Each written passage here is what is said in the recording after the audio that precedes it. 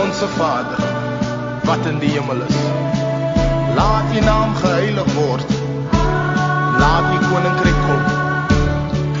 Laat U wil geskied, soos in die hemel, net so ook op die aarde. Gee ons vandag ons daaglikse brood, en vergewe ons skulde, soos ons ons skuldenaars vergewe.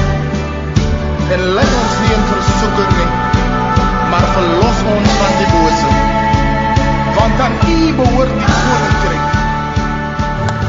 Zeer goed in Jesus' naam. Al die apostels, pastoren, evangelisten, allemaal wat mijn stem kan horen, wees al groet en daarom veelbare naam van ons koning Jesus. Die apostel Paulus schreef hierdie woorden, hy sê, ek skam my nie vir die evangelie van die Here nie, van is 'n krag tot redding. Nie enige ander krag nie, maar is 'n krag tot redding. En wanneer ons die woord van die Here verkondig, sal dit 'n krag wees tot redding. En ons spreek vanaand dat wanneer ons die woord sal spreek, sal dit bron wil red. Want die woord van die Here is 'n krag tot redding. Amen. Amen. Amen. Halleluja. Amen. Kan jy vir iemand langs aan jy sê, bou op die rots.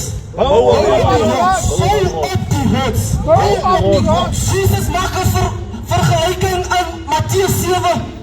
En hy maak 'n vergelijking met 2 manne. Hy sê die eerste man kom en hy bou sy huis op 'n sand. En wanneer die see kom, dan waai die winde en die see sy huis weg. Maar hy sê daar kom 'n tweede